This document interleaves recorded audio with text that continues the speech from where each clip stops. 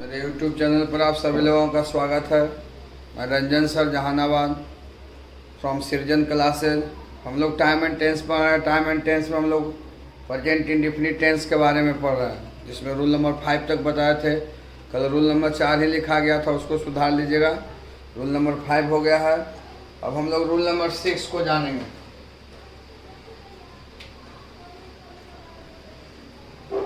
Rule number 6 को हम लोग समझने की काम करेंगे। ध्यान देना है, किसी फिल्म,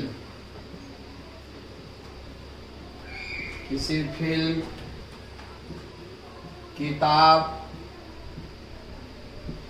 और नाटक, जिसे ड्रामा कहते हैं, किसी फिल्म, किताब, नाटक की प्रस्तुति बतलाने के लिए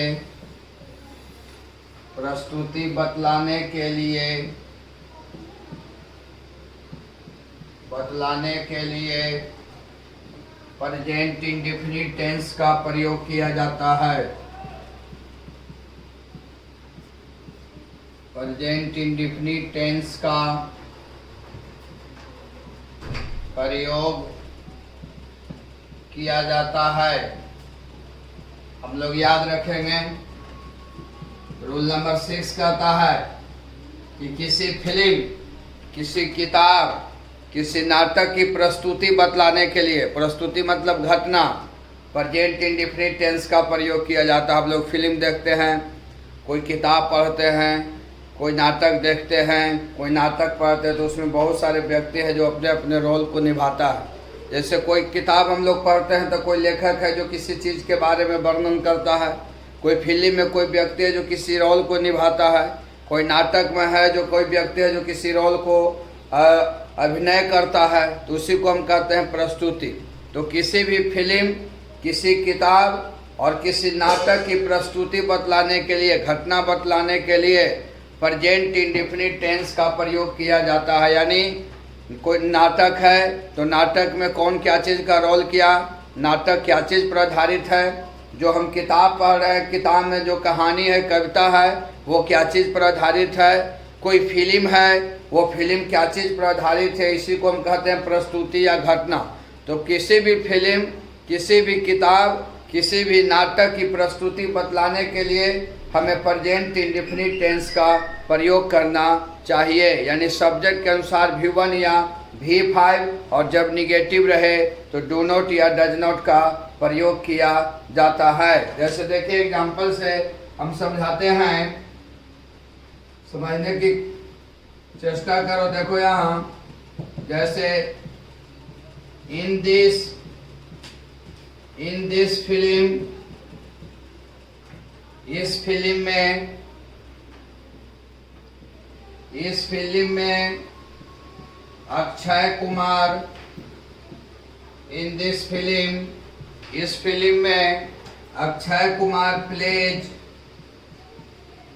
the role of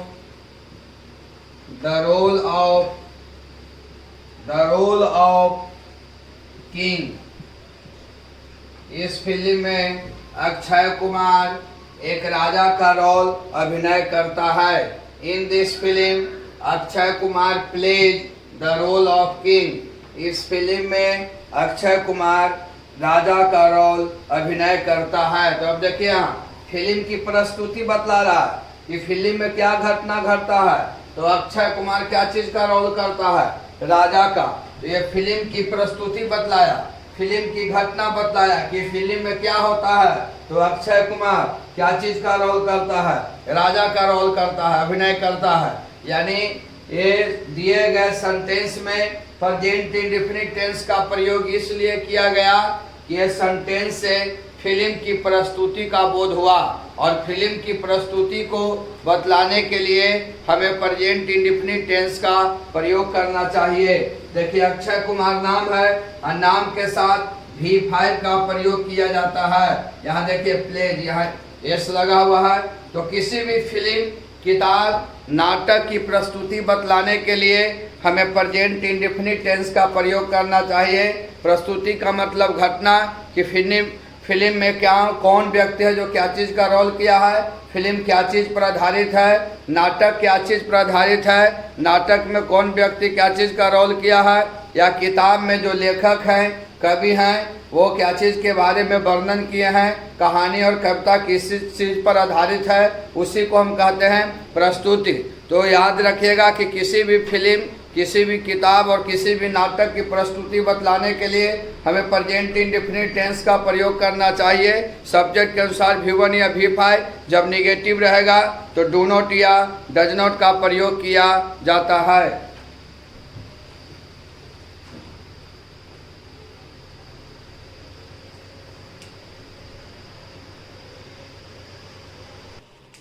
next example देखिए, जैसे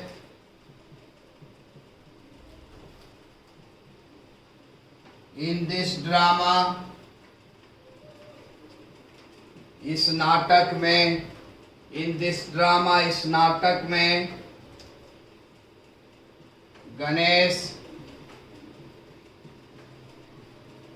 Ganesh plays the role of डकैत। इस नाटक में गणेश डाकू का रोल अभिनय करता है। इन दिस ड्रामा, इस नाटक में Ganesh plays the role of डकैत। इस नाटक में गणेश डाकू का रोल अभिनय करता है। तो देखिए, नाटक की प्रस्तुति बतला रहा, नाटक की घटना बतला रहा है कि नाटक में क्या होता है। तो गणेश है जो एक डाकू का रोल अभिनय करता है। तो देखिए, एक नाटक की प्रस्तुति का बोध हुआ, इसलिए प्रेजेंट इंडेफिनिट टेंस का प्रयोग हुआ है। गणेश नाम है और नाम के साथ V5 का प्रयोग किया जाता है। जैसे देखिए, हम क्वेश्चन एग्जाम्पल समझेंगे। इन दिस बुक, इस किताब में, द पोएट एक्सप्लेन्स, आप लोग को पोएम में हम पढ़ाते होंगे किताब में, तो देखिएगा लिखते होंगे कि द पोएट एक्सप्लेन्स, है ना, क्योंकि नाटक किताब की प्रस्तुति बतलाने के लिए प्रेजेंट इंडेफिनिट टेंस का प्रयोग किया जाता है। और जितना भी हम समरी पढ़ाए होंगे पोएम का या कविता कहानी का, तो उसमें हम लिखते होंगे द ऑथर डिस्क्राइब्स, है ना, the author explains, the poet explains. क्यों लिखते हैं? क्योंकि किसी किताब की प्रस्तुति घटना बतलाने के लिए हमें हमेशा प्रेजेंट इंडेफिनिट टेंस का प्रयोग करना चाहिए। तो the poet explains the beauty of nature. इस किताब में कवि हैं जो प्रकृति के सुंदरता के बारे में वर्णन करते हैं। इन दिस बुक, इस किताब में, द पोएट एक्सप्लेन्स, कवि वर्णन करते हैं द ब्यूटी ऑफ नेचर, प्रकृति के सुंदरता के बारे में। तो इस किताब में क्या चीज का घटना घटता है? तो कवि हैं जो प्रकृति के सुंदरता के बारे में वर्णन करते हैं। अब देखिए, किताब की प्रस्तुति का बोध हुआ, इसलिए देखिए यहाँ प्रेजेंट इंडेफिनिट टेंस का प्रयोग किया गया है। जैसे देखिए, यहाँ समझना है, एक और एग्जांपल समझेंगे। जैसे इन दिस फिल्म, इस फिल्म में they play the role of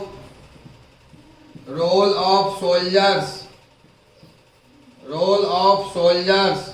इस फिल्म में वे लोग सैनिक का रोल अभिनय करते हैं। इन दिस फिल्म का मतलब इस फिल्म में, यानी कहने का बोध है कि फिल्म की प्रस्तुति बतला रहा है कि फिल्म में क्या घटना घटता है। तो वे लोग क्या चीज का रोल अभिनय करते हैं? सैनिक का। तो दे के साथ V1 लगता है। तो देखिए, यहाँ क्रिया है प्ले, V1 में प्ले का मतलब अभिनय करना। अब दिए गए सभी सेंटेंस में प्रेजेंट इंडेफिनिट टेंस का प्रयोग हुआ है, क्योंकि ये दिए गए सेंटेंस से किताब की प्रस्तुति, नाटक की प्रस्तुति और फिल्म की प्रस्तुति का बोध हुआ है। तो आप हमेशा याद रखिएगा कि किसी भी फिल्म, किताब और नाटक की प्रस्तुति बतलाने के लिए हमें प्रेजेंट इंडेफिनिट टेंस का प्रयोग करना चाहिए। सब्जेक्ट के अनुसार V1 या V5, निगेटिव रहेगा तो डू नॉट या डज नॉट। प्रस्तुति का मतलब कोई किताब, नाटक और फिल्म की घटना बतलाने के लिए कि फिल्म, नाटक और किताब क्या चीज़ पर आधारित है, उसी को बतलाने के लिए हमें प्रेजेंट इंडेफिनिट टेंस का प्रयोग करना चाहिए। इसको नोट कर लीजिए।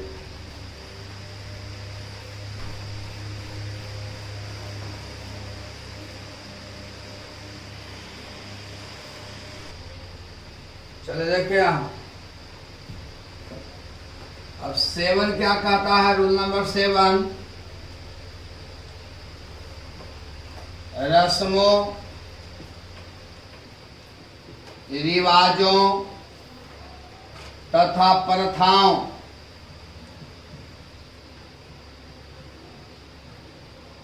रस्मों, रिवाजों तथा प्रथाओं को बतलाने के लिए, बतलाने या दर्शाने के लिए, बतलाने या दर्शाने के लिए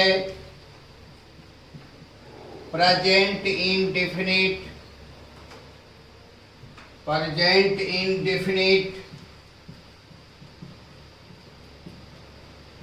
प्रेजेंट इंडेफिनिट टेंस का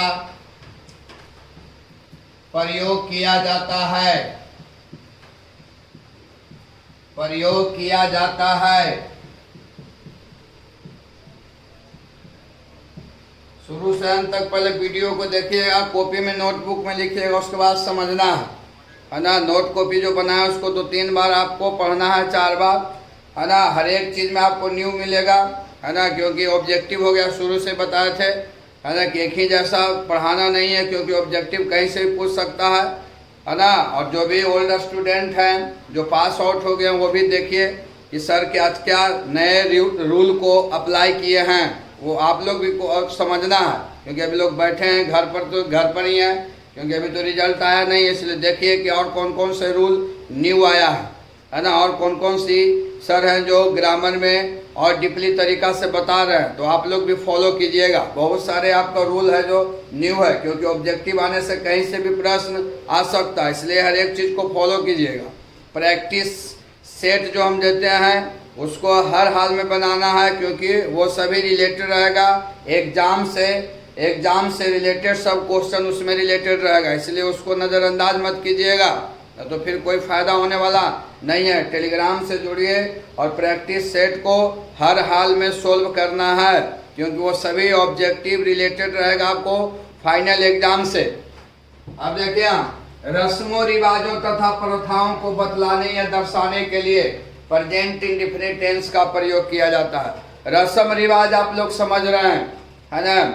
रस्म रिवाज हम लोग भली भांति से जानते हैं, चाहे शहर में रहें, गांव में रहें, मोहल्ला में रहें, रीति रिवाज, है ना, रस्म रिवाज, ये सभी हम लोग जानते हैं। तो किसी भी रस्म रिवाज और प्रथा को बतलाने के लिए प्रेजेंट इंडेफिनिट टेंस का ही प्रयोग करना चाहिए। जैसे देखिए, हम समझना है, girls tie rakhi their brothers. यहां समझिएगा, girls tie rakhi their brothers, लड़कियां अपने भाई को राखी बांधती है। Girls tie rakhi their brothers, लड़कियां अपने भाई को राखी बांधती है। तो एक प्रकार क्या क्या है, रस्म है, रिवाज है, एक प्रथा है कि लड़की लोग अपने भाई को राखी बांधती है। तो देखिए यहाँ ये लड़कियां अपने भाई को राखी बांधती है, एक रस्म है, रिवाज है, और रस्म, रिवाज और प्रथा के लिए हमें प्रेजेंट इंडेफिनिट टेंस का प्रयोग करना चाहिए। तो देखिए, गर्ल्स है जो बहुवचन है, अब बहुवचन के साथ V1 का प्रयोग होता है। तो टाई देखिए यहाँ V1 है ना जी। तो ये दिए गए सेंटेंस में प्रेजेंट इंडेफिनिट टेंस का प्रयोग इसलिए किया गया क्योंकि ये सेंटेंस से रस्म रिवाज का बोध हुआ। तो इस दुनिया में जितने भी रस्म रिवाज है प्रथा है, उसको बतलाने के लिए हमें प्रेजेंट इंडेफिनिट टेंस का ही प्रयोग करना चाहिए। तो हम एक लाइन में याद रखेंगे कि किसी भी रस्म रिवाज तथा प्रथा के लिए प्रेजेंट इंडेफिनिट टेंस का प्रयोग किया जाता है। जैसे girls tie rakhi their brothers, लड़कियां अपने भाई को राखी बांधती हैं। तो ये दिए गए सेंटेंस में प्रेजेंट इंडेफिनिट टेंस का प्रयोग इसलिए किया गया क्योंकि ये वाक्य से रस्म रिवाज का बोध हुआ है, और रस्म रिवाज के लिए हमें प्रेजेंट इंडेफिनिट टेंस का प्रयोग करना चाहिए। गर्ल्स बहुवचन है, अब बहुवचन के साथ V1 लगता है, इसलिए यहाँ पर टाई V1 में है। अब देखो यहाँ जैसे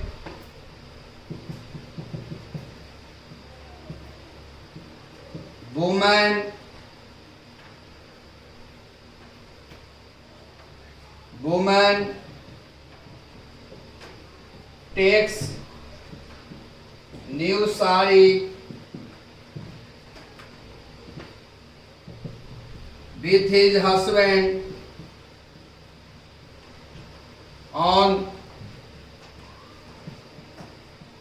on Tej फेस्टिवल। अब समझेंगे, वुमेन टेक्स न्यू साड़ी, महिला नई साड़ी लेती है, विथ हिज हस्बैंड अपने पति से, ऑन तीज फेस्टिवल तीज के त्योहार पर। तो हमारे देश में यह भी एक प्रथा है, एक रीति और रिवाज है कि महिला लोग अपने हस्बैंड से तीज के फेस्टिवल पर नई साड़ी लेती है। ये क्या है? रस्म रिवाज है। वोमेन सिंगुलर है, इसलिए देखिए यहाँ पर V5 का प्रयोग किया गया है। तो हम लोग हमेशा याद रखेंगे कि किसी भी रस्म रिवाज और प्रथा के लिए प्रेजेंट इंडेफिनिट टेंस का प्रयोग किया जाता है। जैसे women takes new sari with his husband,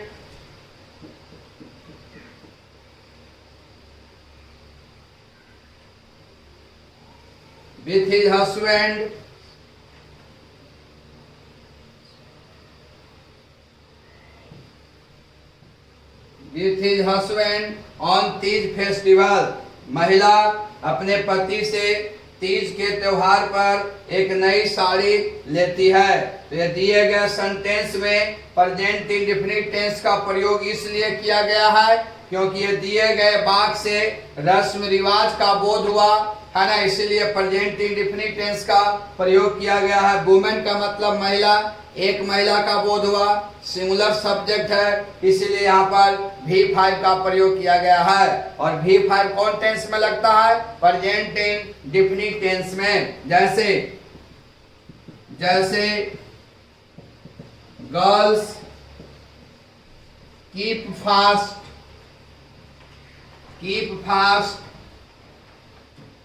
इन सावन, लड़कियां सावन में व्रत रखती है, लड़कियां सावन में व्रत रखती है यानी उपवास रखती है। ये भी एक प्रकार का रस्म है, रिवाज है, और रस्म रिवाज के लिए प्रेजेंट इंडेफिनिट टेंस का प्रयोग किया जाता है। देखिए गर्ल्स बहुवचन है, अब बहुवचन के साथ V1 का प्रयोग किया जाता है, तो कीप V1 में है। तो ये दिए गए तीनों एग्जाम्पल से रस्म रिवाज का बोध हुआ है ना, इसलिए प्रेजेंट इंडेफिनिट टेंस का प्रयोग किया गया है। इसको लिख लीजिए।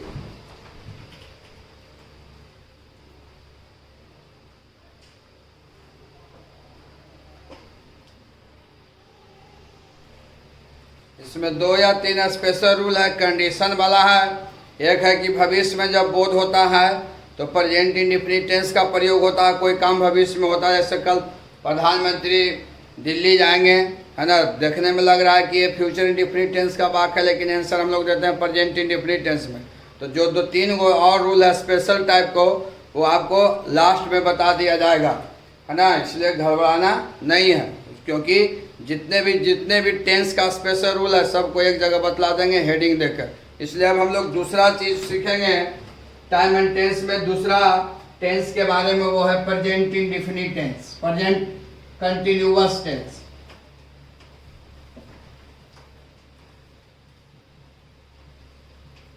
प्रेजेंट कंटिन्यूअस टेंस अब यहाँ हम लोग सीखने का काम करेंगे। अभी हम लोग प्रेजेंट इंडेफिनिट टेंस का इंपॉर्टेंस समझें टाइम एंड टेंस में, है ना। हम लोग विभिन्न प्रकार से जाने कि टाइम एंड टेंस में प्रेजेंट इंडेफिनिट टेंस का क्या इंपॉर्टेंस है, कैसे कैसे प्रेजेंट इंडेफिनिट टेंस का यूज होता है टाइम एंड टेंस चैप्टर में। अब हम लोग सीखेंगे प्रेजेंट कंटिन्यूअस टेंस के बारे में, यानी टाइम एंड टेंस जो चैप्टर है उसमें प्रेजेंट कंटिन्यूअस टेंस का क्या इंपॉर्टेंस है और उसको कैसे कैसे यूज किया जाता है, उसका क्या इंपॉर्टेंस है। अब देखो यहाँ प्रेजेंट कंटिन्यूअस, जिसे प्रेजेंट इम्परफेक्ट टेंस भी कहते हैं, प्रेजेंट प्रोग्रेसिव टेंस भी कहते हैं। इसको 3 नाम से जानते हैं। An action that is going at present. हर एक आपका टेंस का नोट पॉइंट है, स्पेशल है, वो आपको टाइम एंड टेंस जब खत्म हो जाएगा तो लास्ट में सबको बतला दिया जाएगा जो स्पेशल टाइप का है, हेडिंग दे देकर, उसको गड़बड़ाइएगा नहीं। अब देखिए present continuous tense, an action that is going at present, जिससे किसी काम को वर्तमान में जारी या चालू रहने का बोध हो, जिससे किसी काम को वर्तमान में जारी या चालू रहने का बोध हो, उसे हम कहते हैं present continuous tense. An action that is going at present, an action that is going at present, जिससे किसी काम को वर्तमान में जारी या चालू रहने का बोध हो। अब देखो यहाँ इसका कंस्ट्रक्शन हम लोग सीखेंगे, इसका कंस्ट्रक्शन क्या कहता है। कड़ी मेहनत कीजिएगा घर पर। सब्जेक्ट के अनुसार am is are plus V4 plus object plus other words. Subject के अनुसार एम इज आर का प्रयोग करेंगे और क्रिया का क्या मारो, चौथा रूप, यानी V1 के साथ हम लोग ING जोड़ देंगे तो V4 बन जाएगा। ये प्रेजेंट कंटिन्यूअस टेंस का बनाने का नियम है ना। जब प्रेजेंट कंटिन्यूअस टेंस का वाक्य रहता है तो वह उसका बनाने का नियम है सब्जेक्ट के अनुसार am is are plus V4 object plus other words. देखिए यहाँ इसको याद रखिएगा, यही पर आपका मेन है। आई रहेगा, आई के साथ एम लगेगा, बी रहेगा, पी के साथ आर लगेगा, है ना। इसको याद रखिएगा। यू रहेगा, यू के साथ आर लगेगा। ही, सी, इट और नेम्स। ही पुरुष के लिए, सी स्त्रीलिंग, इट निर्जीव, दुनिया में जो भी नाम हो, राम, सीता, गीता, मुकेश, उसके साथ इज लगेगा। और जो प्लुरल है, दे, बॉयज, गर्ल्स, इसके साथ आर लगेगा। ये आपका बनाने का नियम है। सब्जेक्ट में आई रहेगा तो एम, बी रहेगा तो आर, यू रहेगा तो आर, ही सीट नेम के साथ इज, दे बॉयज गर्ल्स रहेगा तो आर। इसको लिखिए, इसको याद रखना है। चलिए देखिए यहाँ, और वही चीज को देखिए यहाँ, सिर्फ आप 2 चीज को याद रखिएगा कि किसके साथ एम इज आर का प्रयोग करना है। और जब निगेटिव रहेगा तो एम नॉट, इज नॉट और आर नॉट का प्रयोग कर देंगे। जौन सब्जेक्ट के साथ एम नॉट, इज नॉट और are not am is are लग रहा है, तब निगेटिव रहेगा तो उसके साथ हम लोग एम नॉट, इज नॉट और आर नॉट का प्रयोग कर देंगे। यही 2 चीज को आपको फॉलो करना है, बाकी इसमें कोई प्रॉब्लम फिर नहीं होगा, फिर आप समझ जाइएगा। जैसे देखिए यहाँ, यही अगर निगेटिव सेंटेंस रहे, निगेटिव सेंटेंस रहे प्रेजेंट कंटिन्यूअस टेंस का, है ना। टेंस में भी बतलाए होंगे क्लास में। जब निगेटिव सेंटेंस रहेगा तो कोई प्रॉब्लम नहीं है। आई रहेगा तो आई के साथ अभी हम बताए थे कि एम लग रहा था, तब नॉट लगा देंगे। बी रहेगा तब बी के साथ हम आर नॉट का प्रयोग कर देंगे, है ना। यू रहेगा, यू के साथ हम आर नॉट का प्रयोग करेंगे। ही, सी, इट और names, he, she, it, name के साथ हम इज नॉट का प्रयोग करेंगे। इज नॉट का प्रयोग करेंगे, और दे, बॉयज, गर्ल्स जो बहुवचन है उसके साथ हम आर नॉट का प्रयोग करेंगे। तो सब्जेक्ट के अनुसार एम नॉट, इज नॉट या आर नॉट का हम प्रयोग तभी करेंगे जब सेंटेंस हमारा निगेटिव हो। जब सेंटेंस हमारा निगेटिव हो तो सब्जेक्ट के अनुसार एम नॉट, इज नॉट या आर नॉट का प्रयोग किया जाता है। अगर निगेटिव नहीं रहेगा तो सब्जेक्ट के अनुसार एम, इज, आर प्लस क्रिया के चौथा रूप। इसी को सिर्फ माइंड में सेट कर लेना है, याद कर लेना है, उसके बाद फिर रूल को फॉलो करके बनाते रहना है। इसको नोट कर लीजिए। सबको कहीं कॉपी के कॉर्नर में लिख लेना ना, तो सिर्फ समझ गया तो कोई लिखने की भी जरूरत नहीं है। चलिए देखिए, यहाँ प्रेजेंट कंटिन्यूअस टेंस में हम लोग रूल नंबर फर्स्ट को समझेंगे कि present time and tense chapter में प्रेजेंट कंटिन्यूअस टेंस का क्या इंपॉर्टेंस है, इसके बारे में हम लोग जानेंगे। तो रूल नंबर फर्स्ट इसका देखिए, रूल नंबर फर्स्ट,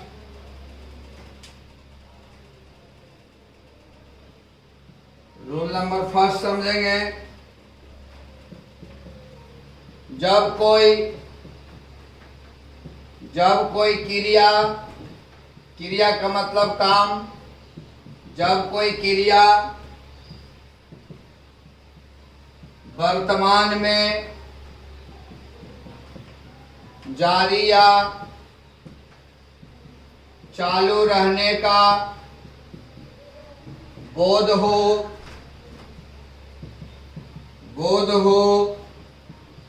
तब प्रेजेंट कंटिन्यूअस टेंस,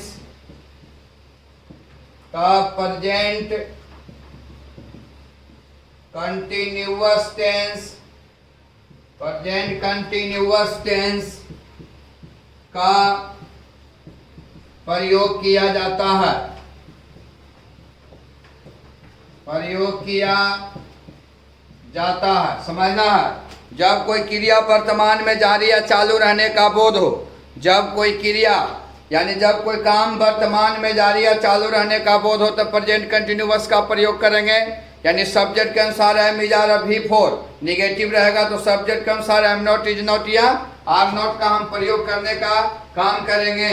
जैसे देखो यहाँ, I am reading a book now, now का मतलब अब मैं एक किताब पढ़ रहा हूं। अब समझिए यहाँ, I am reading a book now, अब मैं एक किताब पढ़ रहा हूं। यानी अब कौन काम वर्तमान में जारी है, किताब पढ़ने का, इसलिए प्रेजेंट कंटिन्यूअस का प्रयोग किया गया है। क्योंकि हमारा नियम कहता है कि जब कोई काम वर्तमान में जारी या चालू रहने का बोध हो तब प्रेजेंट कंटिन्यूअस टेंस का प्रयोग किया जाता है। जैसे I am reading a book now, अब मैं एक किताब पढ़ रहा हूँ। I am reading a book now, अब मैं एक किताब पढ़ रहा हूँ। यानी अब कौन काम वर्तमान में जारी है, किताब पढ़ने का, इसलिए प्रेजेंट कंटिन्यूअस टेंस का प्रयोग किया गया है। सब्जेक्ट में आई है, आई के साथ एम लगा, V4 है। अब देखो यहाँ, जैसे we are singing a song, we are singing a song nowadays, nowadays, nowadays का मतलब इन दिनों। we are singing a song nowadays, हम लोग इन दिनों एक गाना गा रहे हैं। we are singing a song nowadays, हम लोग इन दिनों ये गाना गा रहे हैं। यानी इन दिनों कौन काम वर्तमान में जारी है, गाना गाने का, इसलिए प्रेजेंट कंटिन्यूअस टेंस का प्रयोग किया गया है। बी के साथ आर लगा, यहाँ देखिए V4 का प्रयोग किया गया है। अब देखिए यहाँ हमारा नियम कहता है कि जब कोई क्रिया वर्तमान में जारी या चालू रहने का बोध हो तो हम प्रेजेंट कंटिन्यूअस टेंस का प्रयोग करते हैं। यहाँ हमें प्रेजेंट कंटिन्यूअस टेंस का प्रयोग करना चाहिए। जैसे I am reading a book now, अब मैं एक किताब पढ़ रहा हूँ। यानी अब कौन काम वर्तमान में जारी है किताब पढ़ने का, इसलिए प्रेजेंट कंटिन्यूअस टेंस का प्रयोग किया गया है। जैसे we are singing a song nowadays, हम लोग इन दिनों एक गाना गा रहे हैं, यानी इन दिनों गाना गाने का काम वर्तमान में जारी है या चालू है। तो आप हमेशा याद रखिएगा कि जब कोई काम वर्तमान में जारी या चालू रहने का बोध हो तो प्रेजेंट कंटिन्यूअस टेंस का प्रयोग किया जाता है। जैसे देखिए यहाँ Shyam is playing cricket, Shyam is playing cricket these days का मतलब ही इन दिनों है ना, दीज डेज का मतलब इन दिनों। श्याम इन दिनों क्रिकेट खेल रहा है, श्याम इन दिनों क्रिकेट खेल रहा है, यानी इन दिनों कौन काम वर्तमान में जारी है, तो क्रिकेट खेलने का, इसीलिए प्रेजेंट कंटिन्यूअस का प्रयोग किया गया है। क्योंकि हमारा नियम ही कहता है कि जब कोई काम वर्तमान में जारी या चालू रहने का बोध हो तो हमें प्रेजेंट कंटिन्यूअस टेंस का प्रयोग करना चाहिए। जैसे Shyam is playing cricket these days, Shyam इन दिनों क्रिकेट खेल रहा है, यानी इन दिनों कौन काम वर्तमान में जारी है, क्रिकेट खेलने का। तब यहाँ प्रश्न ये उठता है रे बाबू कि टाइम एंड टेंस का क्वेश्चन जब भी रहेगा तो ऑब्जेक्टिव में रहेगा, तो हमें क्वेश्चन से कैसे मालूम चलेगा कि कोई काम वर्तमान में जारी है ना। यहाँ पर प्रश्न उठता है तो उसके लिए चिंता करने की जरूरत नहीं है। कुछ ऐसे शब्द हैं कि वो दिए गए सभी निम्नलिखित शब्द प्रेजेंट कंटिन्यूअस टेंस का पहचानने का शब्द है। अगर वो शब्द सेंटेंस में आ जाएगा तो उसका आंसर हम देंगे प्रेजेंट कंटिन्यूअस टेंस में। लिखिए इसको,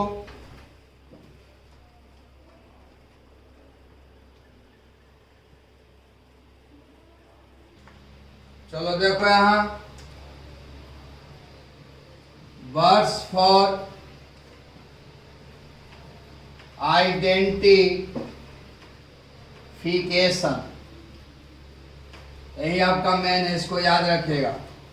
प्रेजेंट इंडेफिनिट में भी हम एक चीज को लिखाए होंगे, पहचान के शब्द या पहचानने के लिए शब्द, यानी प्रेजेंट कंटिन्यूअस टेंस का पहचानने का शब्द या पहचानने के लिए शब्द। अब ध्यान दीजिएगा वो कौन कौन से शब्द हैं।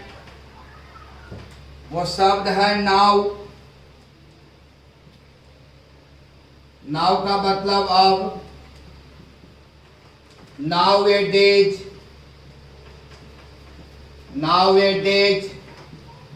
इन दिनों, दीज डेज,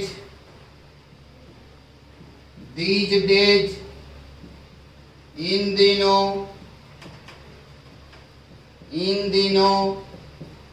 ध्यान देना पहले, स्टिल फिर भी, तो पर भी, स्टिल, एट प्रेजेंट,